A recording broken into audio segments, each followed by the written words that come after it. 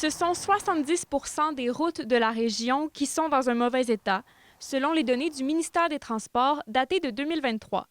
Cette dégradation inquiète les élus locaux qui dénoncent un manque de vision et de volonté politique. On constate un manque flagrant d'investissement dans les infrastructures routières de la région et du Témiscamingue. C'est un manque flagrant qu'on mentionne, on appuie souvent ces absences-là par le fait qu'on manque d'ingénieurs, qu'on manque de personnel, mais au-delà de ça, il y a un manque de planification et il y a un manque flagrant de volonté de vraiment améliorer le réseau routier chez nous. Et plus on va attendre, plus ça va coûter cher, comme dans l'ensemble de nos infrastructures.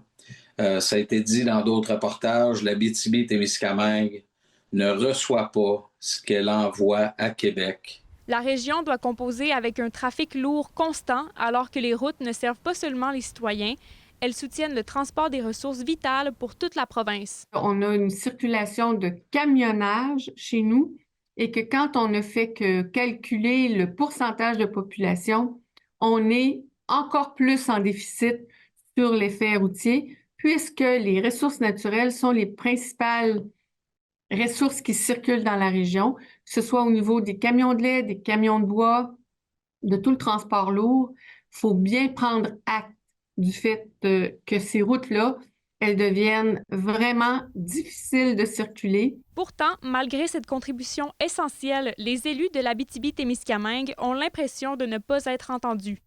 On est partie prenante de la prospérité du Québec et pour une bonne part de cette prospérité-là, c'est comme si on n'était pas là. Le ministère des Transports n'a pas été en mesure de commenter mercredi les données pour la région. Élise Tessier, RNC Nouvelles, Val-d'Or.